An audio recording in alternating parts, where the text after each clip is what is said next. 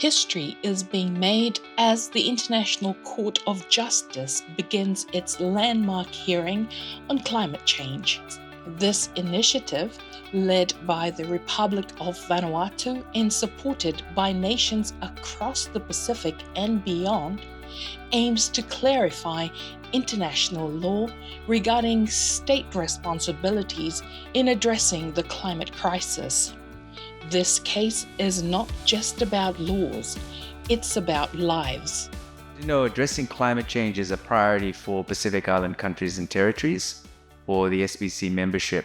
Vanuatu led an initiative in the United Nations General Assembly for a resolution to be passed, and the resolution was for two questions to be put to the International Court of Justice. The International Court of Justice is like the world court, if you like. And the two questions, to paraphrase, were essentially, what are states' obligations in relation to the impacts of climate change? And secondly, what are the consequences in relation to that obligation, particularly for small island developing states and for present and future generations? The origins of this movement can be traced back to 2019 when 8 Pacific law students from Vanuatu's USB campus formed Pacific Island Students Fighting Climate Change. Their vision was bold: to challenge the global status quo and amplify ambitions to limit warming to 1.5 degrees. What started as a grassroots effort evolved into a global campaign inspiring governments and civil society alike. One of the most vulnerable yet steadfast lands symbolizes unity. The opening peace, ceremony and a at The shared Hague commitment set the to tone contributing to for uplift this historic hearing, blending solemnity with the vibrant of those spirit of stubborn Vanuatu. optimists, stubbornly determined to ensure that we are doing.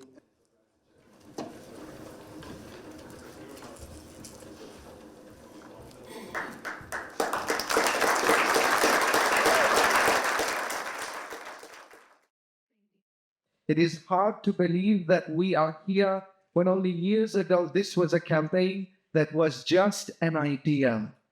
It was an idea that was held by a handful of determined young people that wanted to see a change and secure the future that they wanted.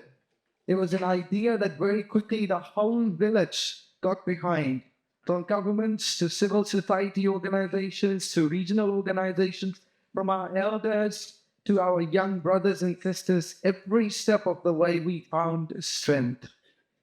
The strength to continue despite inexperience, despite the challenges, despite the odds, to retain hope, not only that our countries prove resilient, but also that international law and its institutions remain a beacon of respect for a just and peaceful international order.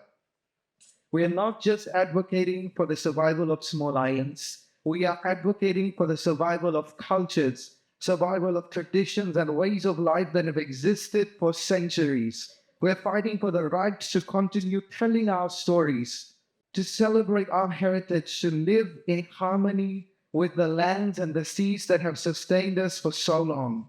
This is so much bigger than just the laws and the policies. It's about preserving what makes us who we are, and about ensuring the future generations that will come after us have the same right to live and flourish in this world. Today, as we approach this historic moment at the ICJ, we do so not as individuals, but as a united force, connected across oceans, cultures, and generations. We do so knowing that every step we take is for those who have already lost everything, and for those who will face even greater challenges in the years to come. And so as we stand on this precipice of the next chapter in this campaign, let us hold tight to our roots, to what grounds us free.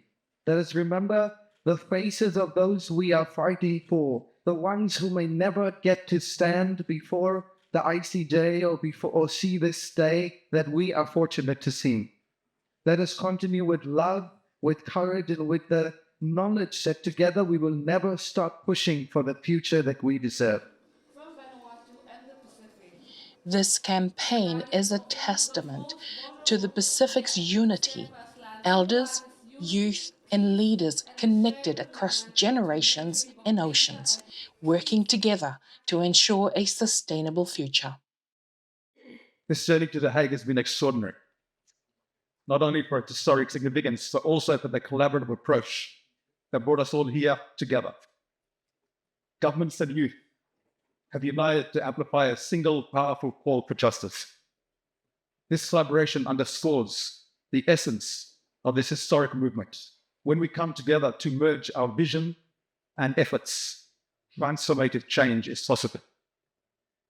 The involvement of youth and civil society organizations throughout this journey reflects our commitment to intergenerational equity. Your energy and vision are a powerful reminder that this is not solely Vanuatu's story. It is the story of every young person striving for a secure and sustainable future.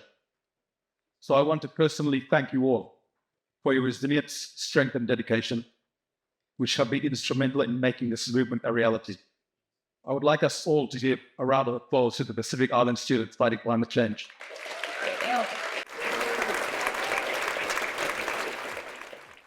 I think it's very important for youth to be leading it. I mean, the impacts of climate change, if it's not addressed, will be felt by our children, our children's children. So it's important that those who will be inheriting these lands, these seas, should be the ones who are leading this initiative. And I think it's also important because young people have a voice and they really know what the solutions can be. And it's important that we give them the space to be able to put forward their views, to be able to lead these sorts of initiatives, because they're our future leaders, they're our future generations, and they should be able to determine what the future holds for them. So I think it was fantastic that they've gotten in behind this, or actually led this, and then Vanuatu has gotten in behind them and really supported that to come to this point.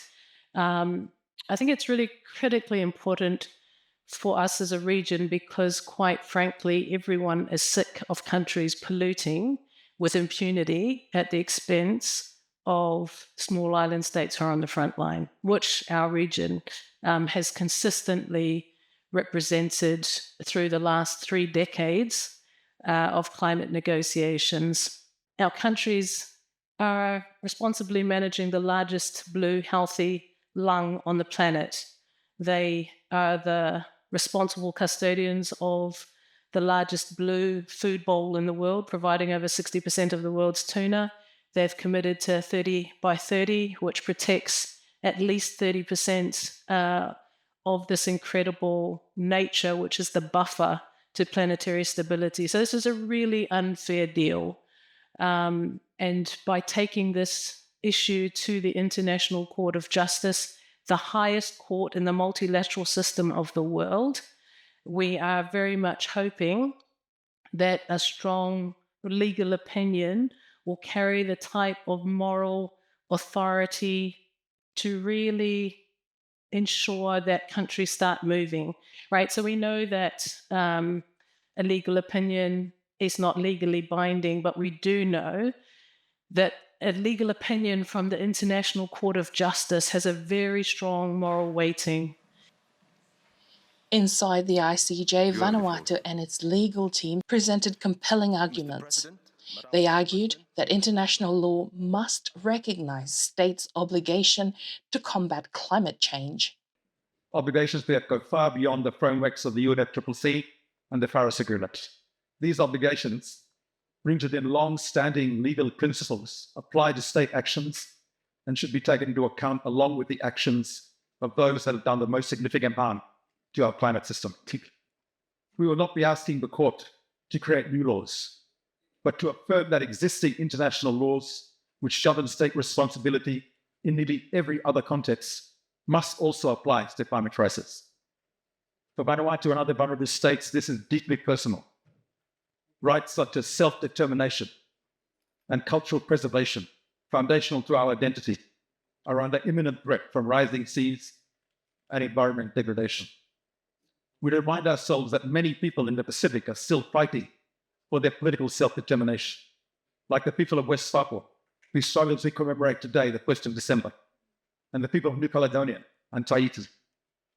But even those of us who have achieved political independence are still seeing our ability to determine our own futures undermined by the effects of climate changes largely caused by those states that colonized us in the first place. Our written submissions to the ICJ lay a robust foundation, and during these hearings we will elaborate on key legal principles essential for achieving climate justice. Many of these principles were already affirmed in the recent advisory opinion by the International Tribunal of the Law of the Sea, highlighting their relevance and applicability to the climate crisis. A handful of readily identifiable states have produced the vast majority of historic and current greenhouse gas emissions. Yet other countries, including my own, are suffering the brunt of the consequences.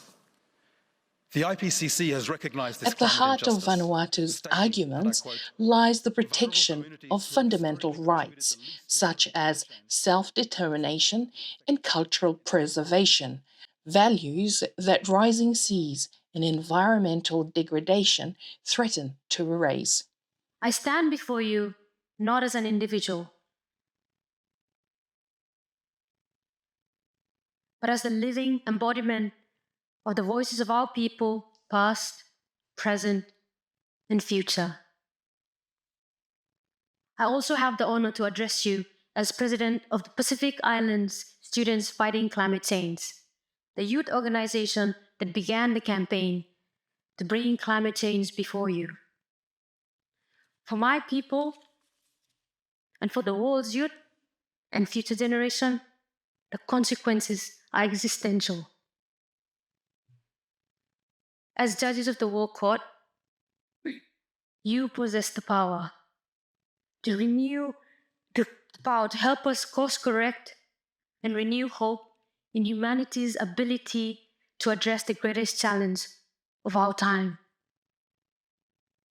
And you can do this simply by applying international law to the conduct responsible for climate change.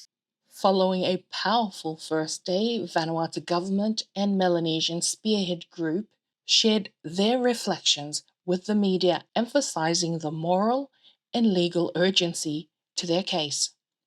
We have been continually frustrated by the UNFCCC process that's gone on for over 30 years. Vanuatu is the founding chair, the Association of Small Island States, the OSIS, and fought to see climate change addressed by the multilateral community through the UN, and have been frustrated to this day.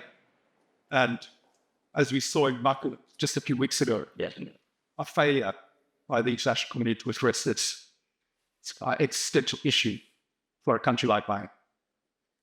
Coming to the International Court of Justice, we are trying to find another way to get climate action that we need, that the IPCC says we need, that science says we need, but which so many countries, through political convenience and the power of fossil fuel lobby, refuse to take action on. I want to acknowledge here the Pacific Island students fighting climate change, the group of law students from the Pacific, mostly Indigenous young people, and we saw the chair person of that group who stood with us and made remarks to the court, Cynthia, was here with us. They were the ones who approached the governments of the Pacific to take this action. So this is the voice of the youth, this is the voice of Indigenous youth, asking the world to address this issue which affects their future, but also all our futures. I want to say thank you to the International Court of Justice for allowing Vanuatu to be the first country to address this historic case this morning. And I was very proud by our intervention with the Melanesian Spearhead Group. I want to make special mention here of Blue Ocean Law. The principal, Julian Aguan, is here. An Indigenous-led law firm from the Pacific. We deliberately made the choice to choose Blue Ocean Law because we want to represent what this means legally, but also culturally, people in the Pacific. This is a case about our identity as Pacific Islanders, our human rights as citizens of this planet, and the responsibilities that states have to ensure our human rights and our cultural identity and our essence and our future is protected. Whilst we've progressed somewhat in those multilateral processes, we can see very clearly that the science has been clear for many years. Countries who are polluting still haven't increased their ambition in the greenhouse gas emission space sufficiently, nor do the current projections that tally up lead us to believe that we are on track for anything less than 3 degrees in global warming, which we know our region has consistently argued for 1.5 to stay alive.